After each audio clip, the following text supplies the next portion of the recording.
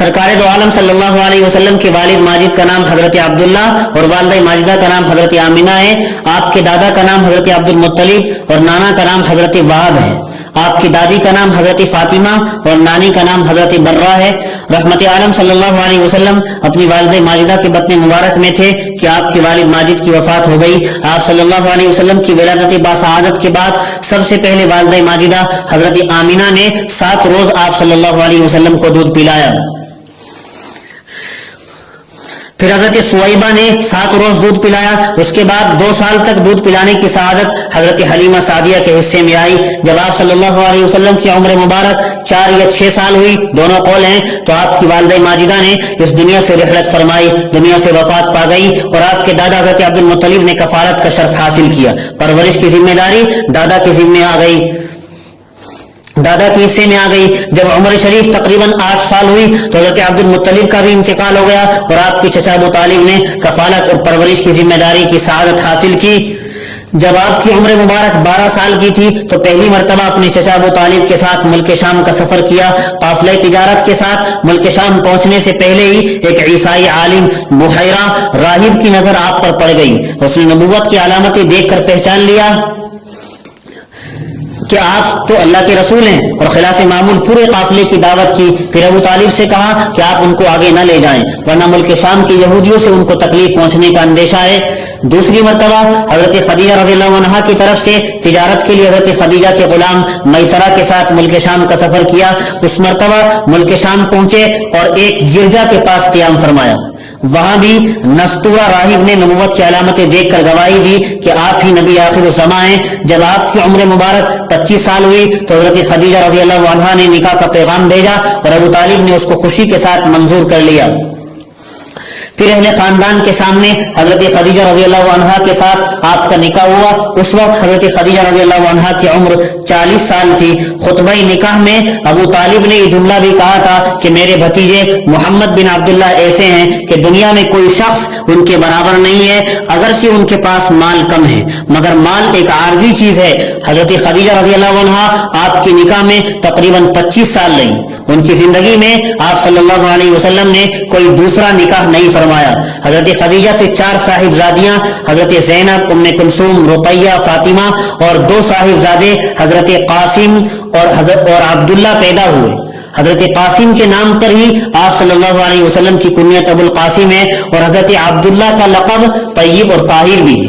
آپ کے تیسرے صاحبزادے حضرت ابراہیم ہیں جو آپ صلی اللہ علیہ وسلم کی باندی حضرت ماریہ قبطیہ کے بطن سے ہیں.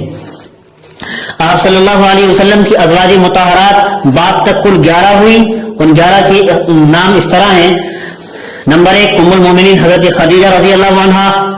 نمبر 2 ام المومنین حضرت سودا بنت زمعہ رضی اللہ عنہا. نمبر 3 ام المومنین حضرت عائشہ صدیقہ بنت ابوبکر صدیق رضی اللہ عنہما. نمبر 4 ام المومنین حضرت حفصہ بنت عمر فاروق رضی اللہ عنہما. نمبر 5 ام المومنین حضرت زینب بنت خزیمہ رضی اللہ عنہا. نمبر 6 ام المومنین حضرت ام سلمہ بنت ابو امیہ رضی اللہ عنہا. نمبر 7 ام المومنین حضرت زینب بنت جحش رضی اللہ عنہا. نمبر 8 ام المومنین حضرت جویریہ بنت حارث رضی اللہ عنہا. نمبر 9 ام المومنین حضرت ام حبیبہ بنت ابو سفیان رضی اللہ عنہما. نمبر 10 ام المومنین حضرت صفیہ بنت حی بن اختر رضی اللہ عنہا. نمبر 11 ام المومنین حضرت میمونہ بنت حارث رضی اللہ عنہا. جب آپ صلی اللہ علیہ وسلم کی عمر شریف 40 سال ہوئی تو اللہ تعالیٰ نے آپ کو وہ لازوال نعمت عطا فرمائی جو روز ازل سے آپ کے لیے مقرر ہو چکی تھی، جس کی دعا حضرت ابراہیم علیہ السلام نے کی تھی اور جس کی بشارت حضرت عیسیٰ علیہ السلام نے دی تھی. یعنی اللہ تعالیٰ نے آپ صلی اللہ علیہ وسلم کو نبوت اور رسالت کا مبارک تاج عطا فرمایا. اس کے بعد نزول وحی کا سلسلہ شروع ہوا. نبوت ملنے کے بعد اب وحی نازل ہونی شروع ہو گئی. پہلے پوشیدہ طور پر تبلیغ کا حکم دیا گیا تھا، پھر اللہ تعالیٰ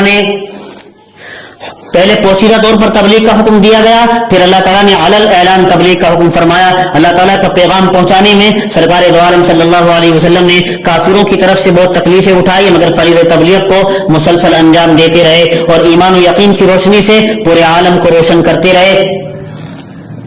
نبوت کے بعد 13 سال آپ صلی اللہ علیہ وسلم نے مکہ مکرمہ میں قیام فرمایا. راجح قول کے مطابق نبوت کی 11ویں سال 27 رجب کو اللہ تعالیٰ نے آپ کو معراج کا شرف عطا فرمایا. آپ صلی اللہ علیہ وسلم بیداری کی حالت میں اسی جسم اطہر کے ساتھ آسمان پر تشریف لے گئے. جنت اور دوزخ دکھائی گئی. آپ صلی اللہ علیہ وسلم نے اللہ تعالیٰ کا دیدار اور حق جل مجدور سے کلام فرمایا. نبوت کے 14ویں سال حضور اکرم صلی اللہ علیہ وسلم نے حضرت ابوبکر صدیق رضی اللہ عنہ کے ساتھ مدینہ منورہ کی ہجرت فرمائی. راستے میں حضرت ابوبکر صدیق رضی اللہ عنہ نے رحمت عالم صلی اللہ علیہ وسلم کی بے مثال خدمات انجام دی. تاجدار مدینہ صلی اللہ علیہ وسلم نے مدینہ منورہ پہنچ کر 10 سال قیام فرمایا. کل 23 سال کی تھوڑی سی مدت میں آپ علیہ السلام کی برکت سے صحابہ رضی اللہ عنہ کی ایک ایسی جماعت تیار ہو گئی جن کی مثال پیش کرنے سے دنیا کی تاریخ قاصر ہے. اللہ تعالیٰ نے خاتم النبیین صلی اللہ علیہ وسلم کو بہت سے معجزات عطا فرمائے. ان میں سب سے بڑا معجزہ قرآن کریم ہے جو اب تک ہمارے ہاتھوں میں ہے اور قیامت تک رہے گا. قرآن عظیم ایسا معجزہ ہے جو ہزاروں معجزات کو شامل ہے.